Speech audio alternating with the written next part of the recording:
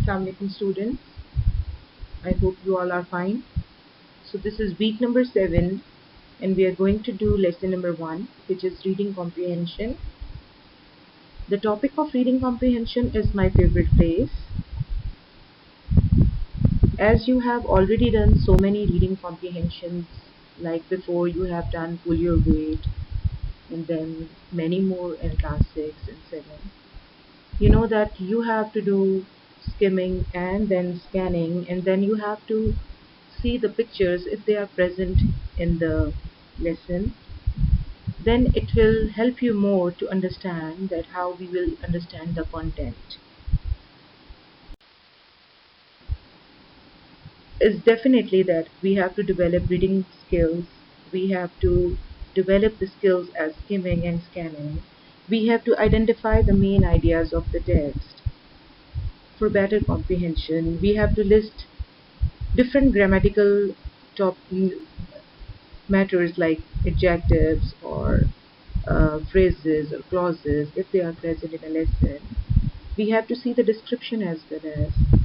So regarding this lesson, as this is a descriptive lesson, we will see so many adjectives in this lesson. We will come across the words like noisy, crowded. We would see that there are words like sandy, clear, green oasis. So these are telling us that this is a descriptive passage.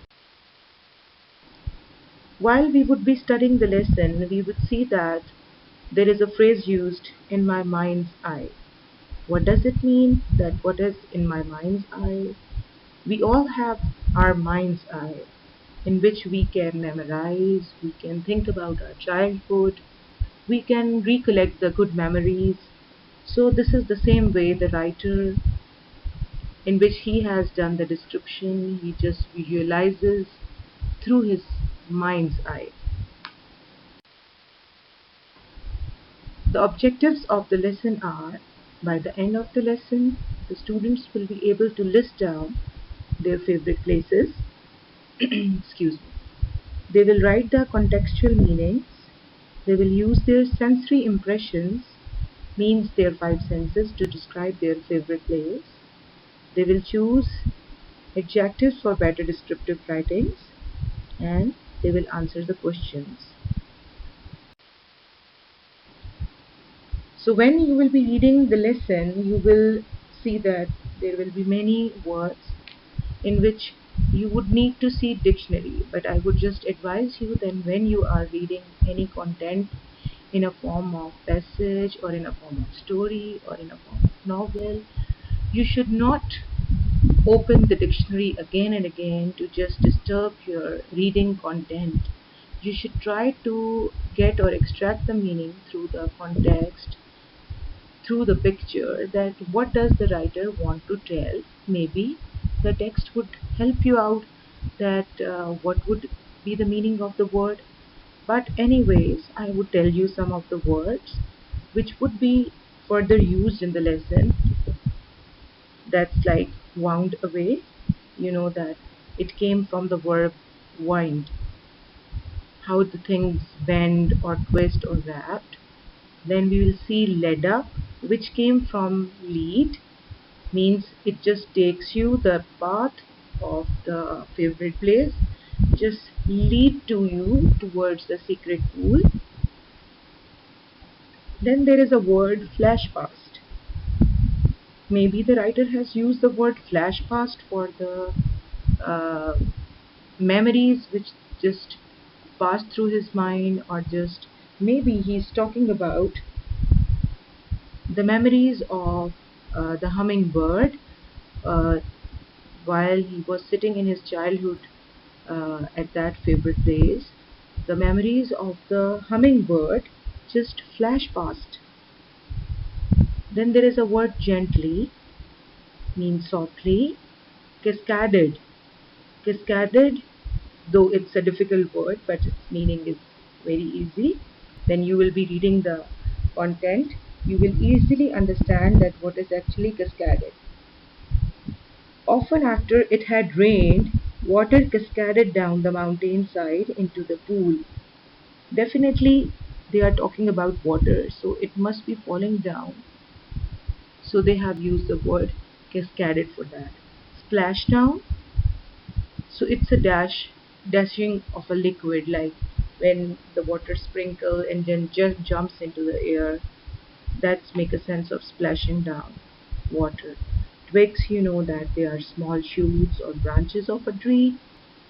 They are used in reference to the twigs which the boy had used for grilling the fish. So he had used the twigs for making it cooked there. Then they are using the word charred. Um don't worry, it is not a difficult word again. Charred flesh means when you cook something else, then the aroma, then the smell of burning or grilling just make it charred. Here they have used the word charred in reference to the charred flesh, but they tasted delicious when they were cooked.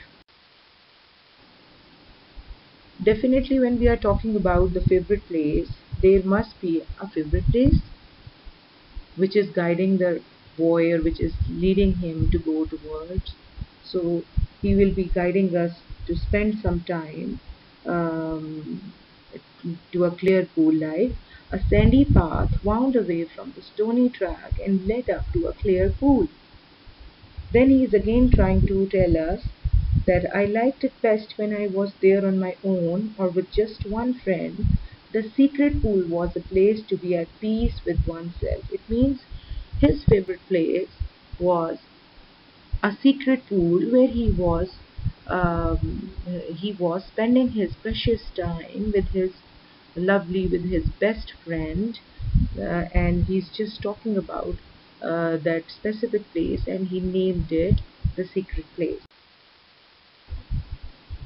When we are doing a description and when we are studying a descriptive passage, you know that when we are knowing about some place, like some students, some children may must be having their favorite place at their grandparents' house. Maybe some children would be having their favorite place as the market. Some would be liking as the parks.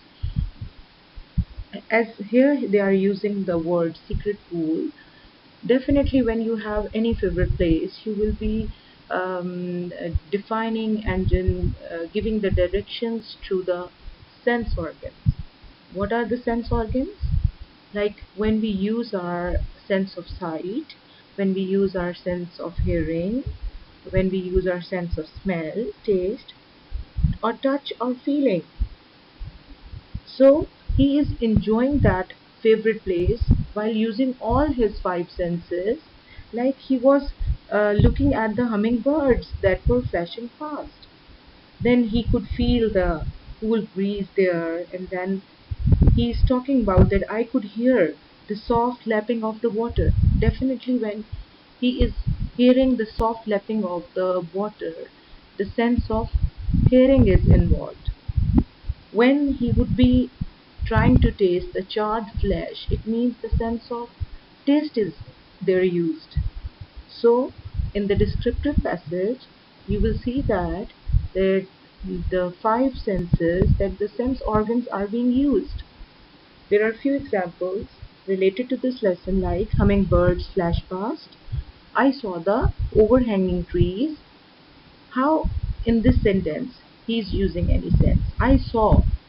Definitely, when he's using the sense of sight, he could see the overhanging trees. I could hear the soft lapping of the water on the side of the pool. And then he says, let the water splash down over my head and into my mouth. How the water splashed down into his mouth, and how does it taste to him, and then how does it go into his mouth. And then he's talking about the burnt and the charred flesh. And then he says that it tasted delicious.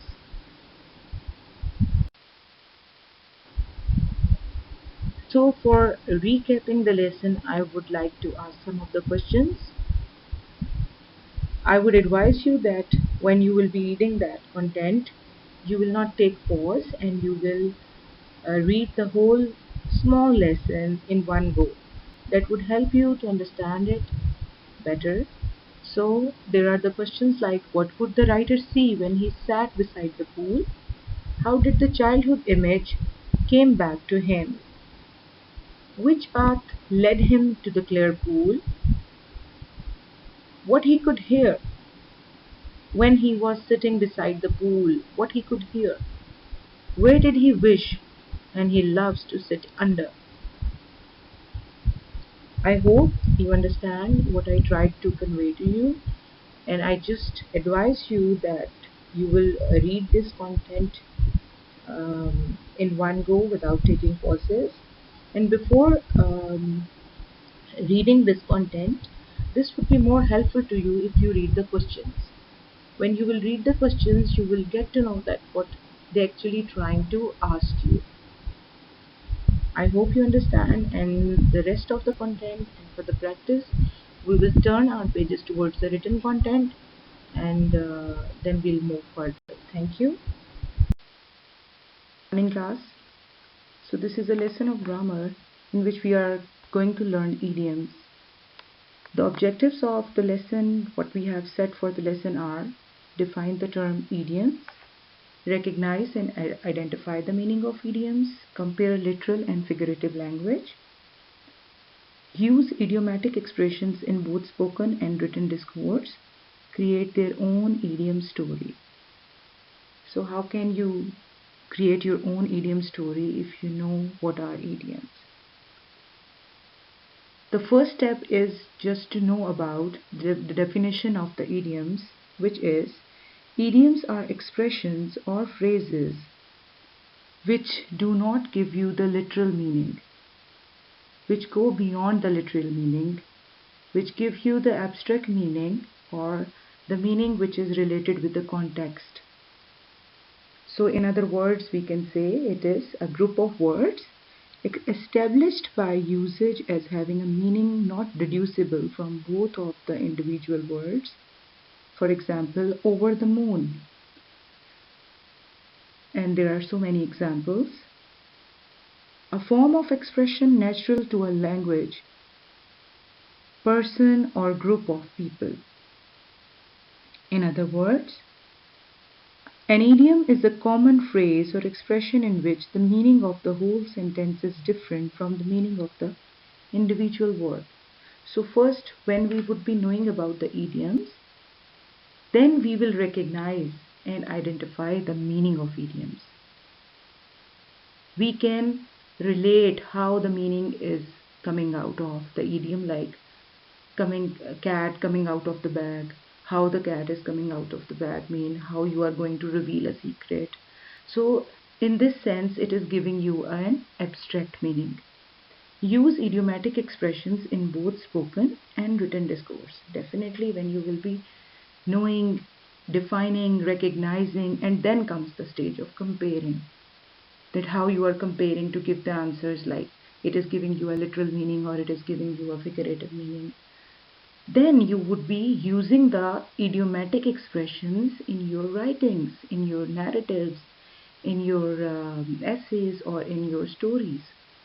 So these would be the basic objectives of the lesson for which we are going to learn the topic idioms.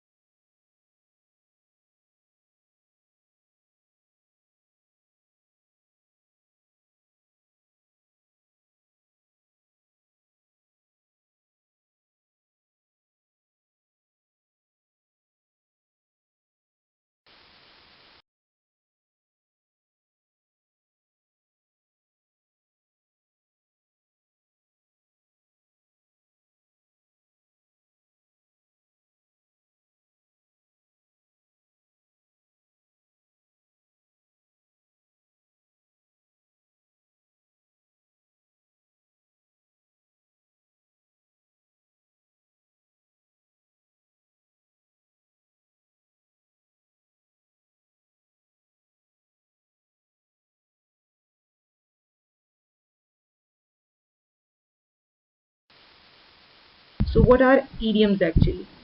An idiom is an expression, or it is an idiomatic expression, word or phrase that has a figurative meaning, which is different from the literal meaning. In other words, idioms do not mean exactly what the words say. Like suppose if we talk about the idiom pull your weight, it is not like the pulling any um, heavy weight. It is not the same literal meaning. It is having a meaning like to do your part in some work, to do some sheer work. So everyone has to pull their own weight when they are doing any assignment or in the class. All the students have to pull their own weight during the science projects. So they have, however, hidden meaning. For example, get off my back is an idiom, and it means to stop bothering me. Get off my back means you just please get off my back. This is just creating trouble for me, and you know that I'm doing my serious kind of work, so don't disturb me. The idiom you hit the nail on the head means you are exactly right. How you just get the meaning out of the idioms, you can see through these examples. Like you hit the nail on the head means you find the right place. You are exactly right. How to memorize idioms? The point is there that we cannot limit ourselves to the meanings alone.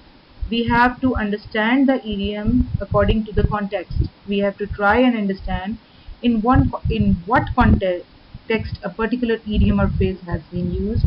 For example, if I'm using the idiom, I work my fingers to the bones. If we understand the meaning according to the context, that my mother is talking about all the tasks which she is going to do in the home. So she is telling to her children that I'm working my fingers to the bone means I'm working very hard. So if you will use the idioms in the sentences, that would help you more to understand and memorize it quickly. This will help you understand and remember the particular idiom or phrase better. They are words or phrases that are not meant to be taken literally. For example, if you say someone has cold feet, it does not mean that someone has cold feet. It does not mean their toes are actually cold, rather, it means they are nervous about something. Right? Then there is another idiom, it's raining cats and dogs. It does not mean like outside it's raining cats and dogs. Its meaning is that it's raining quite hard. Same, there is some other examples of the idioms like if someone is saying, I shall be keeping an eye on you both. Make sure you don't let me down. Again, in reference to some context like I am keeping an eye on you, I am observing you, I hope you will not let me down, you will not hurt me while or disappoint me while not obeying my orders. So you have to use the idioms in the sentences that would help you better to understand and memorize it. So we have to define first of all that what is an idiom. So what is an idiom? It is an idiomatic expression, or we may call it like it's a group of words or a phrase which is giving us the meaning that is different from the literal meaning. It means that it is giving us a contextual meaning or a figurative meaning. So we don't have to translate the words actually, we have to get its contextual meaning. For example, if it's a sentence, I shall be keeping an eye on you both, make sure you don't let me down. I shall be keeping an eye on both of you. If we just go at the back of this sentence, there is a context of related with the mother and children conversation, in which the mother is saying that I'm going to keep an eye on both of you. I'm going to observe you, that you will just cooperate with me, and if you will not cooperate with me, it means you will be letting me down. Me down is another idiom which means that you would not disappoint me. Same is the case with Like I work my fingers to the bone. I work my fingers to the bone means to work very hard, right? Same is the case with some other sentence. I want you both to pull your weight means that I want you both to share your part of the work in the home activities. So when you are using an idiom in a sentence, it would help you to memorize it in a better way, and you can retain it in your mind for a long time. If we discuss about this idiom, which is written in the slide, to sit on the fence, it does not mean that someone is literally sitting on the fence. So just guess the meaning by the use of a sentence according to the context. The politician sat on the fence and would not give his opinion about the tax issue. What does it mean? Its meaning is like he has lack of confidence, he has lack of courage and decisiveness, which is showing his inability to decide about something. So I hope you understand that how we are going to use the idioms, what is the meaning of sitting on a fence, what is the meaning of pulling the weight, what is the meaning of keeping an eye, what is the meaning of fingers to the bones. So there is a long list of idioms which you can learn by using them in the sentences. Subject-verb agreement. Again, this is a grammar topic. The objectives of this lesson are, by the end of the lesson, students will be able to state the rules of subject-verb agreement, follow the rules that subject and verb must agree, construct their own sentences using correct subject-verb agreement, and proofread sentences for correct subject-verb agreement. Besides this, they will also correct the errors given in the sentences. There are certain rules which we have to follow in subject-verb agreement. The basic rule is like singular noun agree with the singular verb and plural noun agree with the plural verb. And each subject pronoun agrees differently with the different verbs. There are some regular verbs and then there are some irregular verbs, so the changes occur accordingly. Especially the verbs that are irregular agree with their respective subjects. For example, if we just talk about some of the compound nouns and some other subjects like my aunt or my uncle is arriving by train today. Here you can see that there is a use of or between two nouns, so that is making it a compound noun. But the nearest one, my uncle, is being followed, so they are using is accordingly. My aunt or my uncle is arriving by train today. Neither John nor Carmen is available. Either Kiana or Cassie is helping today with stage decoration. Neither the plates nor the serving bowl goes on that shelf.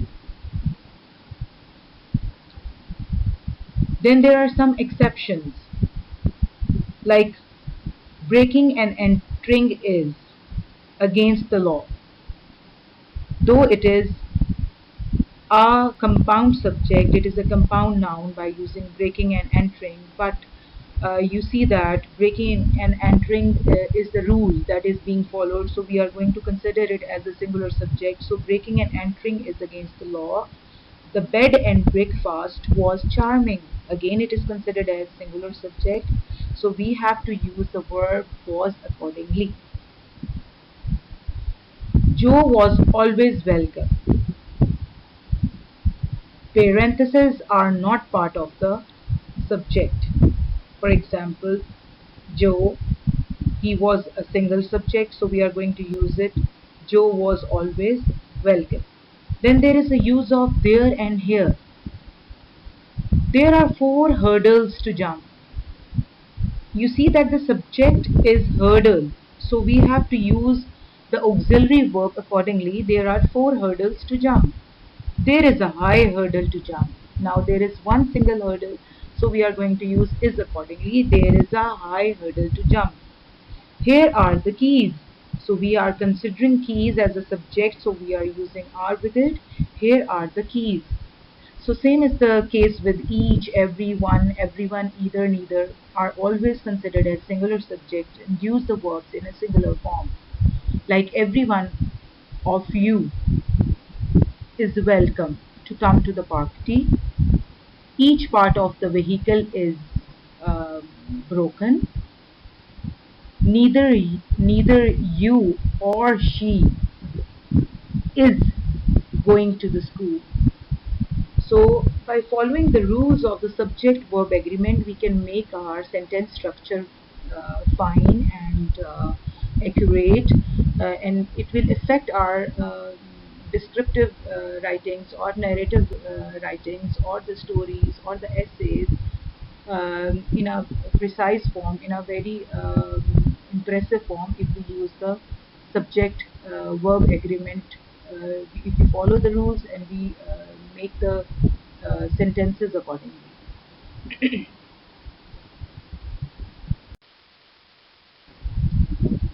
The general rule. The general rule of subject verb agreement means SVO is like we have to use the auxiliary verbs accordingly. If there are singular subjects, definitely we are going to use is, was, has, does. And if we are having the plural subjects, we are going to use are, were, have, do, and verbs with s or es.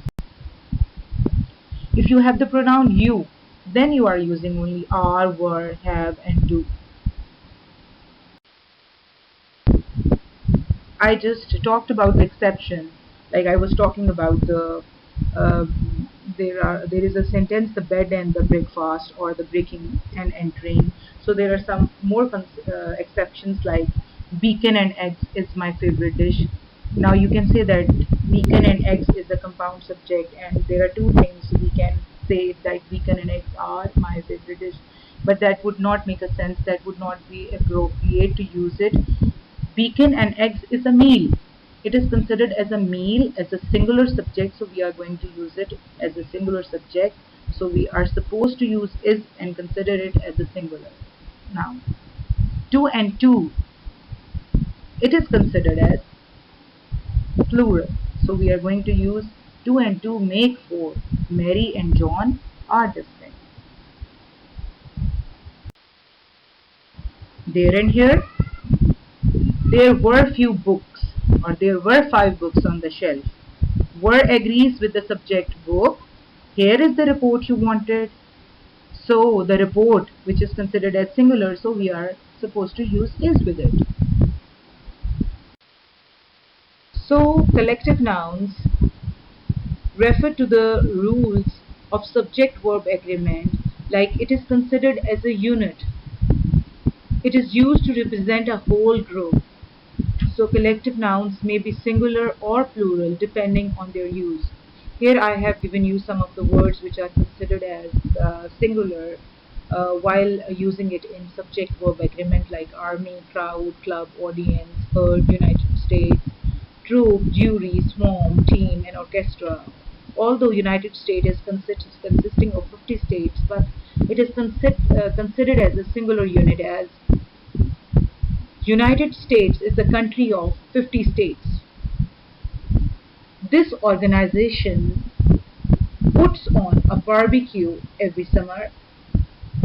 The pack of dogs was running off in different directions. A huge swarm of locusts. It's a group. It is showing you a group. A huge swarm of locusts has destroyed the crops. Martin's family means family, a group. Martin's family plans to vacation in Haida this summer. So these are the things in which you can see that the collective nouns are being used and how they are considered as singular according to the subject. Students, when we follow the rules of subject-verb agreement, there also comes an expression of time, money, and measurement. For example, if we see the example of $5 is too much to ask. Here the amount $5 is considered as a singular subject. So we are going to use is with it. Same is the case is 10 days is not nearly enough time. So 10 days is a period, or it is a span of time. So in subject verb agreement rules, there are certain words which we have to consider as singular, though they have s or es at the end. For example, $5 or 10 days is too much to ask, or 10 days is not nearly enough time. There are certain more words in subject verb agreement which are considered as singular words or singular subject. The words we have given on the slide are mumps, measles, phonics, thesis, news, civics, physics, gymnastics. You can see there are most of the subjects related to the fields: acrobatics, home economics, statistics, and aesthetics. For these specific words, you have to use singular verb. So you have to remember and keep these words in your mind, that you have to keep them as a singular subject. For example, I give you the example of mumps. Mumps is a contagious disease that is caused by a virus. Same is the case with thesis. My thesis has got distinction. Again, singular it is considered. Aesthetics is the branch of philosophy which deals with the nature and beauty of art.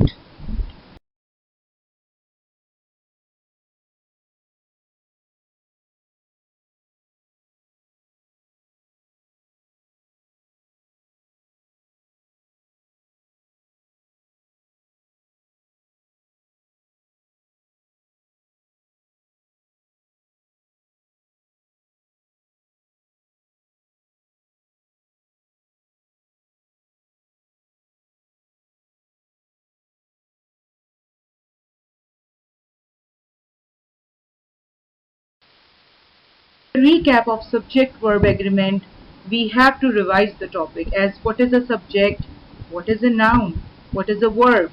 You know that subject is actually noun. For example, name of a place, person, or thing is a subject, and John or bus or paper or zoo is a noun, so it is a subject. Then what is a verb? So what are the action of these nouns or these subjects? For example, fly, flies, sing, sings, is, are, has, have, dance, or dances. These are all the verbs. And the words like these are also, which are as actions, would also be considered as verbs. So what is the relation of subject and verb? And then we just see the example that he is going to the zoo to see you. He means Ali or Ahmad. There is a single person about whom we are using he. He is. So he is a subject and is a verb. Means the he is used according to the singular subject, so we are using is with it. $10 million, as I told you, like in time measurement, you have to see the amount which is mentioned, like $10 million is all that I have to pay. Again, a specific amount is mentioned here, and it is considered as singular subject. Don't think like $10 million would be many, so we have to use are with it. The computer on the desk near the iPhone X is mine. So the focus is on computer. So we are going to use is with it. The same is with other subjects. So just keep this thing in your mind and create more sentences in which you have to use wisely the rules and make your sentences accurate according to that. Good morning, students. We are going to learn active voice and passive voice in grammar. So we have set the objectives what we are going to learn regarding this lesson. So we have to identify the tense first. You know that we have a simple sentence and we have to guess that and identify that is it a present tense or past tense or present continuous tense. Then we have to identify the subject and object in a sentence. For the further procedure or the further process of active voice and passive voice, you know that identifying the subject and object is the major thing. Then the third step is distinguish between active voice and passive voice. Do we have all these parts in a sentence which an active voice is having, or do we have some additions in a sentence which specify us that this is a passive voice? So it means that we have to distinguish that either it is a active or passive. Then we are going to identify the voice of the verb, following the rules and then formulating the passive voice sentences would be the target of our today's lesson. Rule of active voice and passive voice is finding the SVO, means subject, verb and object. Then convert the object into subject and subject into object. In other words, we can say that we have to change the place of subject and object. And then we have to see that how the verb is transformed into past participle. For example, if we have in active voice, present tense means participate, uh, then if we or participated or participating, in all these three ways we have to convert this basic verb participate into participated. And another thing that is a new thing, by is added before the past participle. For example, I give you an example of the farmer grows crops. Crops are grown by the farmer.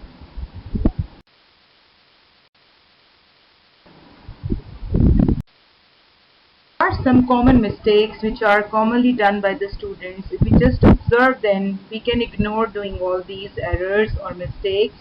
For example, there is an example, someone has reported the incident.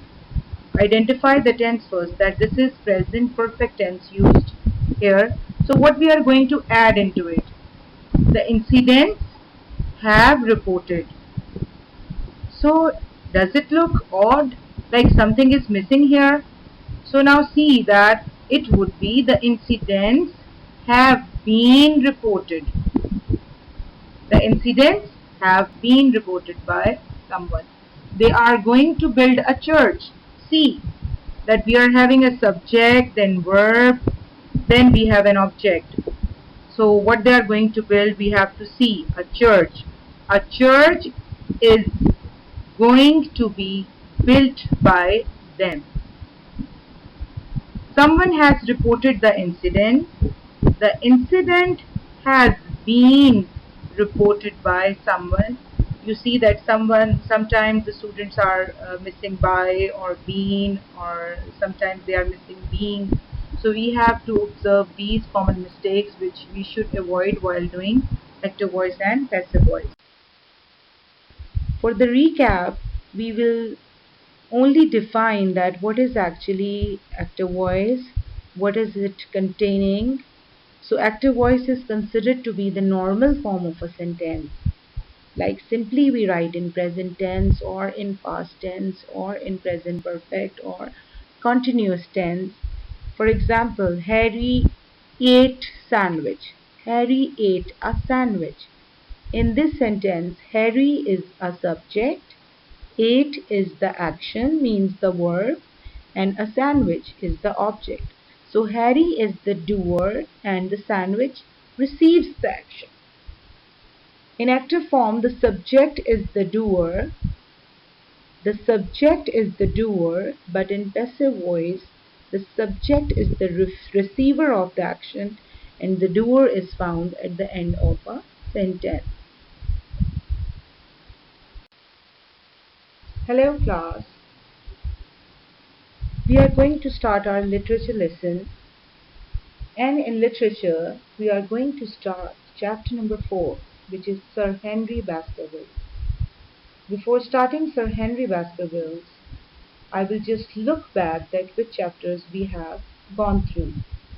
We have gone through Sherlock Holmes, that who is actually the person Sherlock Holmes, the scientific detective. Then we talk about the curse of Baskerville, that what is behind the curse, that what happens to the family. Then we come across the problem, that what was actually the problem for making the curse of the Baskerville. Now we have to meet a new person, who is Sir Henry Baskerville, who would be the expected new heir of the Baskerville estate. The Sir Henry Baskerville, who was small, alert, dark-eyed man about 30 years of age, very sturdily built, with thick black eyebrows and a strong, pugnacious face. He wore a ruddy tinted tweed suit and had the weather-beaten appearance of one who has spent most of his time in the open air. And yet there was something in his eye and the quiet assurance of his bearing which indicated the gentleman. The confidence of the gentleman, the mind and the manner was evident. But a single advice of Sherlock Holmes made that gentleman's easy temper into a fiery temper, when he advised him not to go to the Baskerville Hall, to avoid that devil and demon, to avoid that fiend dog, to avoid that curse of the Baskerville. He answered that there is no devil in the hell, Mr. Holmes. There is no man upon earth who can prevent me from going to the home of my own people. And you may take that to be my final answer. At that time his dark eyebrows knitted and his face flushed to a dusky red as he spoke.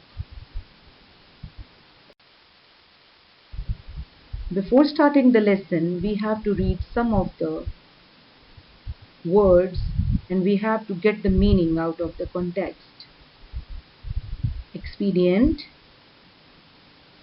cajoled, legislation, confess, significance,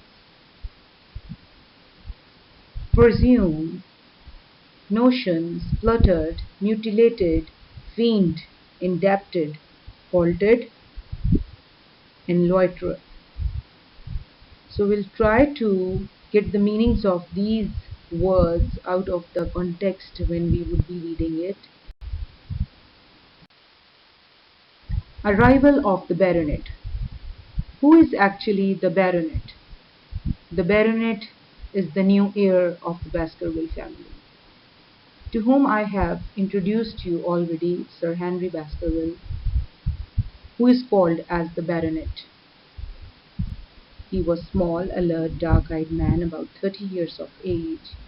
He loves doing shopping, as he went to shopping the first day when he arrives in London, and he did shopping of the brown boot, which was quite evident in the whole course of events. He was having a fiery temper. He was daring and possessive. Whenever he possessed something, you will see that he will take care of those things. What is the summary of chapter number 4? Dr. Mortimer and Sir Henry Baskerville arrive at Baker Street, when there was a time of meeting of Sir Henry with Sherlock Holmes and Dr. Mortimer and Sir Watson.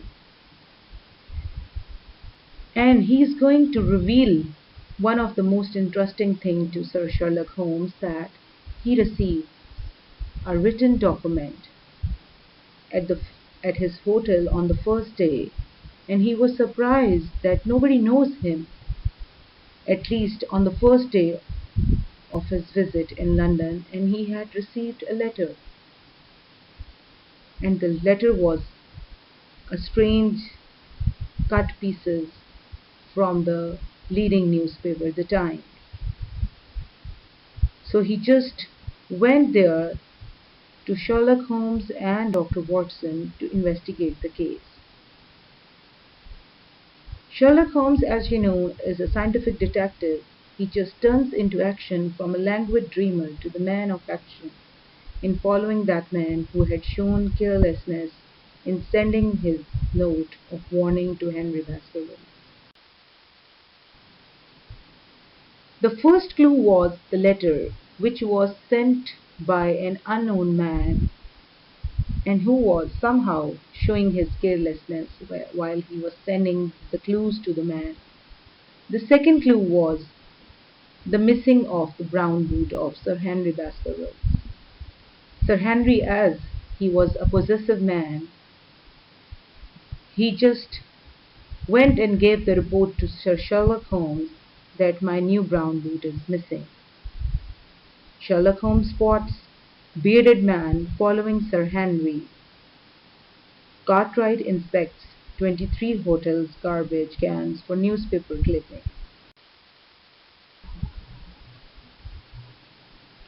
Now they all are looking for the loiterers in the street,